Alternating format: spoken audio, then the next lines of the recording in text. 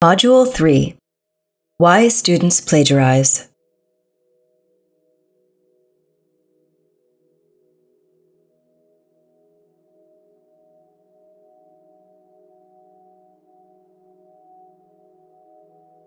In the previous module, we defined academic dishonesty and discussed various forms of infractions that constitute a violation of academic integrity. In this module, we will look closely at the most common reasons why students plagiarize. We will illustrate this through examples and anecdotal stories to better understand the various motivations behind the act of plagiarism. Students plagiarize for many reasons. These include misconceptions and lack of knowledge about what constitutes plagiarism. Oftentimes, students have not been taught what plagiarism is and how to avoid it. Misconceptions about what constitutes common knowledge. Lack of scholarly writing skills such as quoting, paraphrasing, and summarizing. Confusion about citation rules like in-text citations, footnotes, and bibliography. Poor note-taking skills, leading to the inability to differentiate between one's own writing and sources that have been consulted during the research process. Lack of library and research skills. Limited access to library and other academic support services such as tutors and writing centers. Poor judgment in the face of challenging college obligations, which leads some students to plagiarize as a last resort. And finally, cultural differences, particularly among students whose cultures perceive the concept of copying as a form of flattery and reverence. To illustrate how some of these challenges may lead a student to intentionally or inadvertently plagiarize, let us hear the stories of Claire, Barry, and Dave. 3 typical college students who were accused of plagiarism and ended up paying a heavy price for their errors in judgment. Meet Claire. Claire is a freshman student with a 16-credit course load. She is under a great deal of stress because of several assignments due the same week in different classes, and she has difficulty budgeting her time. At one point, she felt overwhelmed and avoided her work for several days, leaving her with very little time to complete all the assignments. It all came to a boiling point when she realized that she only had a few hours to write and submit her research paper. While researching information on her thesis topic, she copied and pasted blocks of text from an internet source to support her ideas, with the intention to later paraphrase and cite them. The clock was ticking, and Claire barely made the deadline submission time. Unfortunately, Claire didn't realize that she had forgotten to paraphrase and cite 2 of her sources. A week later, she was asked by her professor to meet privately.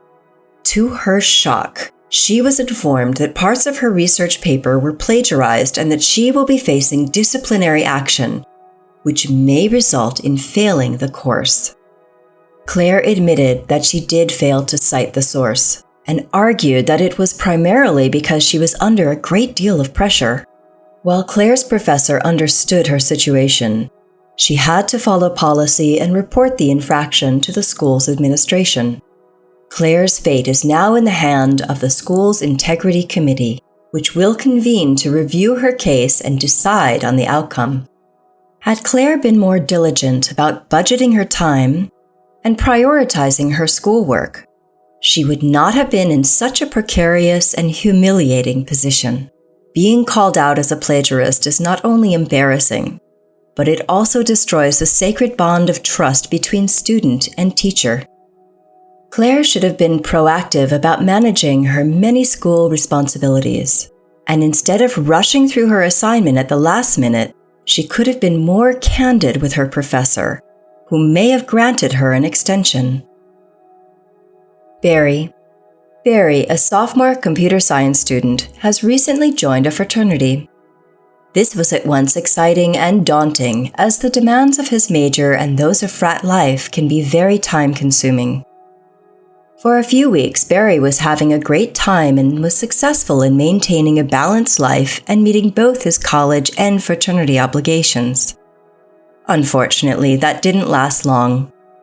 Towards the end of the semester, projects and homework assignments began to pile up.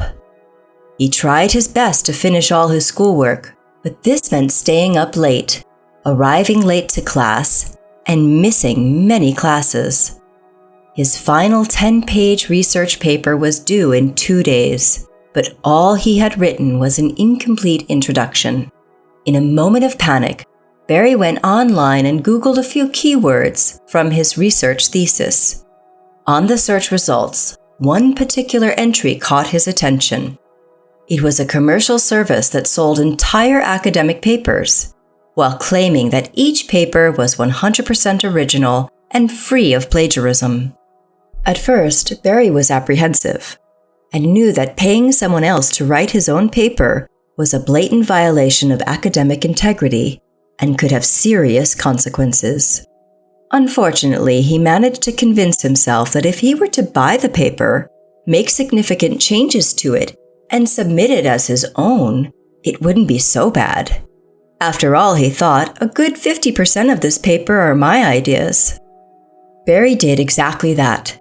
He purchased the paper and spent many hours modifying and tweaking the language and the structure, deluding himself into thinking that making these alterations will somehow grant him legitimate ownership of that paper. Of course, he was wrong, and soon after, he was confronted by his professor and questioned about the authenticity of his work. Unlike Claire, Barry's plagiarism was intentional. Both his professor and the investigating committee agreed that Barry crossed a major red line and could no longer be trusted by his professors and his peers. He was deemed to be unfit to be an honorable member of his college community and was expelled from the institution shortly after. Dave.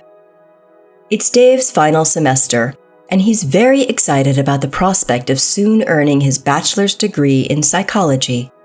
While working on his final thesis, he's also taking an online one-credit history elective to meet the graduation requirements. The course itself is research-oriented and involves reading and synthesizing information from multiple sources, participating in online discussions, and submitting 5 reading responses. Throughout the semester, Dave spent most of his free time at the library, sifting through dozens of books and academic journals to complete his psychology thesis. He figured it makes sense to focus most of his attention on his thesis work and not worry so much about the one-credit elective for a while. Weeks went by and Dave was almost done with his thesis paper. His professor was pleased with the quality of his work, and Dave was finally able to take a breather after months of hard work and sleepless nights. But suddenly, it dawned on him that he had only submitted 3 reading responses for his online history course.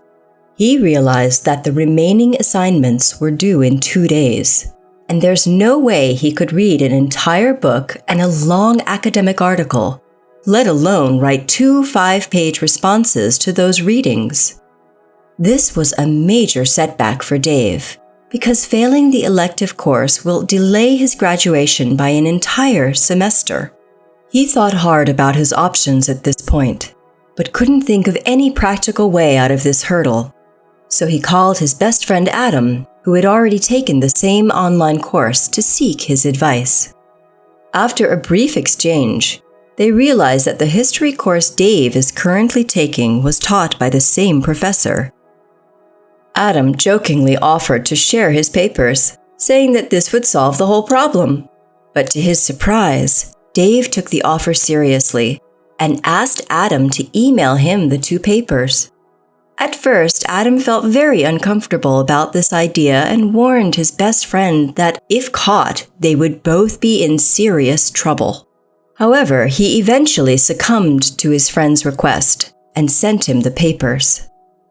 What Adam and Dave both didn't realize is that their professor checks every single paper through the school's plagiarism detection software. By default, the software archives every paper to later compare it against future submissions. Soon after, Dave received an official letter from his department with a copy of plagiarism reports as evidence that the papers were copied verbatim from the work of another student. His case is now being reviewed by an academic integrity committee that will decide whether or not he will ever graduate. The stories of Claire, Barry, and Dave are good reminders that plagiarism is a reality in the college experience of every student. Whether intentional or accidental, plagiarism can have devastating academic and emotional consequences. So if you ever find yourself in a position where you feel tempted to cheat in any way, just don't do it. Instead, take the high road and keep the lines of communication open with your professors. In most cases, they would understand your situation and possibly grant you an extension.